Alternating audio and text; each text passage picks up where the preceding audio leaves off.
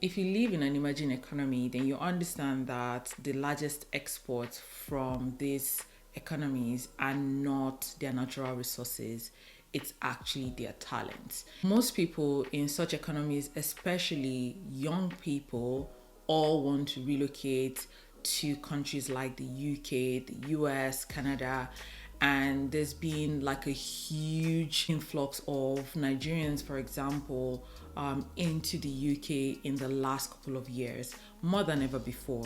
But the truth is, while it seems like a lot of people are actually migrating outside of these economies, the honest truth is not a lot of people, and I would say a much larger percentage of people are not able to take advantage of these global opportunities that are available to them. So one of the global opportunities that a lot of people have been taking advantage of and a lot of people want to take advantage of is the UK Global Talent Visa. The UK Global Talent Visa, for anyone who's not familiar with this visa, is a special visa by the UK government to attract highly skilled people into the UK. Now, it gives a lot of advantages. So you're able to relocate to the UK without sponsorship, which means you don't need to have a job. You're also able to bring your dependents. You're able to register a company and be a director of a company if you want to. You're able to go to school on this visa if that is what you choose to do. Your dependents also get the same visa, and the visa is also tied to them and they're able to work without sponsorship. You also have an accelerated path to settlement depending on the route that you're endorsed for. So you could actually be able to settle in the UK in 3 to 5 years depending on the endorsement that you get on the UK Global Talent Visa. Now, this video is not to explain what Global Talent Visa is about. I'm a recipient of the UK Global Talent Visa myself, and I'm going to link the videos I have done in the past explaining this visa below. Now, the 2020 Technation Visa report shows that Nigeria, for example, has the third highest number of applications to Technation. By the way, Technation is one of the endorsing bodies for Global Talent Visa for digital technology talents. Now, what the report shows is that Nigeria has the third highest number of applications to Technation, but has the lowest endorsement rate.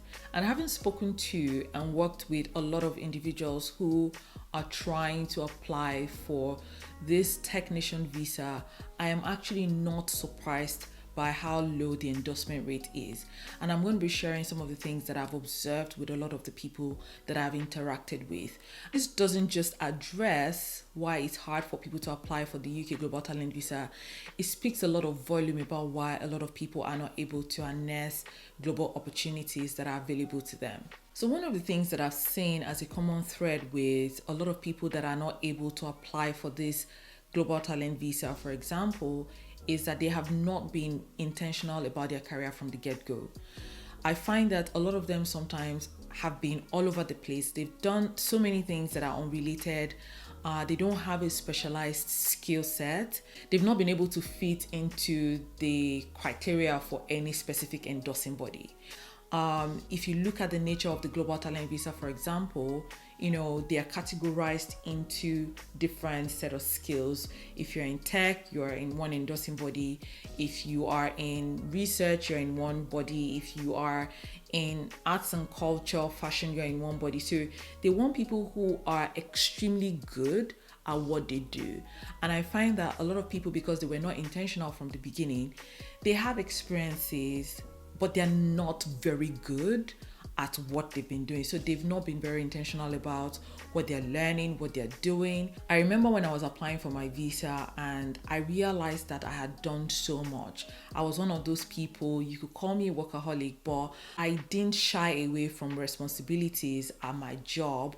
And because I didn't shy away from responsibilities when I had my 9 to 5, I was given a lot of opportunities to take on projects that eventually I was able to use as part of my application. So a lot of young people, when I'm talking to them, they're telling me, oh, this is what they do. And when I ask them about opportunities in their current organization, some of them even express to me that they've had that opportunity, but they just didn't want to do the extra work. So if you're not intentional about the things you're doing, the things you're learning, it will be very hard for you to take advantage of this kind of visa, because there's a reason why they want you to be very good. There's a reason why countries like the UK are trying to attract very good and highly skilled people into their economy. The next thing I've seen with a lot of people that are not able to apply for this role is that while some of them are actually very good at their job, when they talk to you, they tell you about the things they have done, but on the other hand, they are not visible, right? So you have people who have done the work, and then you check their digital footprint, and the only thing they have is their LinkedIn. That's even if they have LinkedIn, right? Now, one of the major criteria for getting the global talent visa is that they want you to be a leader in your field. And part of the evidences that you're meant to show are like articles they've written about you, are like things like awards you've won, panels you've spoken at, some of these things that project you as an expert in your field. A lot of people that I've spoken to, they have actually done the work, but you can't find anything online that really confirms that they're actually experts. Another thing that I've seen with a lot of people, especially people that have 9 to 5, is that they are also not able to get their employers to actually confirm that they have actually done the work. Because if you've done the work through an employer, you want to be able to get your employer to write you a letter of support or something as part of, your proof that you actually did the work that you said you've done. But if you have not done the work, it'll be very hard for you to approach an employer or a former employer to actually attest to the things that you have done. So because you were not visible, they didn't even know that you did the things that you did. Do you understand what I'm saying? You were in the background, and sometimes you find that people that are not very good, or that maybe are not as good as you, they are seen as the experts in their field because they are talking about it on Instagram, on social media, on YouTube. They're there really sharing their knowledge, their expertise. I'm Brandon Collins, and I'm a mustard expert. This smells like mustard. And then you that you've done the work, you've been mute all this time. And when you now want to apply for the Global Talent Visa, it looks like you haven't done the work. Another thing that I've seen with a lot of people is that even when they have done the work and they have the visibility, they're not able to sell their experience even to me, let alone an assessor. Sometimes you look at, the quality of their personal statement or the quality of the letter of recommendation that they write on behalf of their experts, and you're wondering, like, this is just describing the things that you've done like a job description. I'm going to give an example of maybe someone that worked as a loan officer in a bank, and then you would see something like, I sold the company's products to customers, right? And so what? So you sold the company's products to the customer. What was the impact of that? It's different from when you say that I managed a portfolio of X million dollars, right? Or disbursed funds to 5,000 small businesses who ended up creating, 1,000,001 jobs. You understand what I'm saying, right? So you find that a lot of people are not able to sell the impact of what they have done. And this is one of the reasons why applications are getting rejected, because even though you've done the work, you may have all this digital footprint, but how are you communicating it? You need to realize that the people that are looking at your application, they're not speaking to you directly. So when you write things, it needs to make sense to them. For a lot of people, sometimes there's no context, right? So you're applying from a place like Nigeria or Kenya. A lot of the people in the UK, they're not familiar with some of the problems that you're facing in your country. So if you've solved the problem, you need to paint that picture to them in a way that it makes sense to them. And then they're able to look at your application like, wow, this person is actually really good for them to have been able to solve this sort of problem. So it's important that not just that you've done the work and you're visible, you have to be able to express yourself in a way that it sells you as a highly talented person that needs to get this visa. Now, this next point is really huge. I've seen with a lot of people that I've spoken to that before they start to even speak to me, they haven't done any form of research about this visa, and they're relying on me to tell them about this visa when the information is really out there, at least the basic information about the visa. It's important that you do your own research even if you're working with an expert, because at the end of the day, you must realize that everyone's situation is different. There is no one size fits all in this whole visa application process. Even if you and another person are in the same industry, have the same job title, your application is going to be different.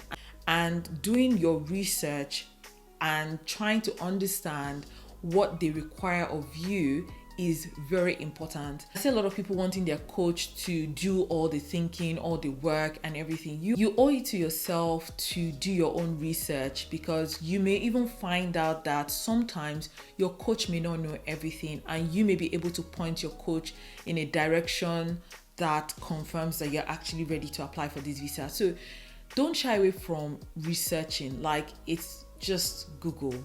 The information is out there. Research. Your research may not stop at Google. If you know people who have also benefited from some of these opportunities, you also want to maybe speak to them about their experiences and gather as much information as you can. Another thing that I've seen with a lot of the people that I've spoken to is that I've realized that a lot of them are not patient. Now, while I understand that a lot of people want to relocate as quickly as possible, they keep forgetting that there are certain things you can't rush. No good thing comes easily. And if you have made any of the mistakes that I've mentioned above, you know that you need to take your time. So there are people that I've spoken to that I feel like maybe they're not yet ready. And they tell me that they want to travel in a month's time. Like, they want to apply and travel in a month's time. And I'm looking at them like, you're not ready. And some of them actually think that they can curate the evidences like immediately and then go and apply. These assessors have seen pattern over a lot of applications. They recognize and they're able to see through evidences that look like it was specially made for the application, and then they will reject your application because, hey, just because they said you should provide evidence from the last 5 years does not mean that all the evidences that you should provide should be in the last 1 month, because you have gone to rush to put yourself out there to do certain things. You have to do it over time. Sometimes you need to give yourself time. So looking for shortcuts sometimes doesn't pay. So you end up wasting money because you are not patient enough to make sure that you're actually really ready to, harness this visa that is available to you. So cutting corners can only do one thing: hurt your application. There is no need to do that. The criteria is clear, but you also need to do the work before you can go ahead and submit your application. Now, if you think that you need to apply for the Global Talent Visa in the future, you need to start now. You need to start to, be deliberate about the experiences that you're gathering, about the field that you're in, about how you are putting yourself out there to gain the visibility, to make sure that you're building the network of people or of experts that can actually recommend you when you're ready to apply for your visa. I really hope this video has helped. If you know anyone who's trying to apply for the UK Global Talent Visa, please feel free to share this video with them. And if you have enjoyed this video, make sure you like and subscribe. And I'll see you next time. Bye.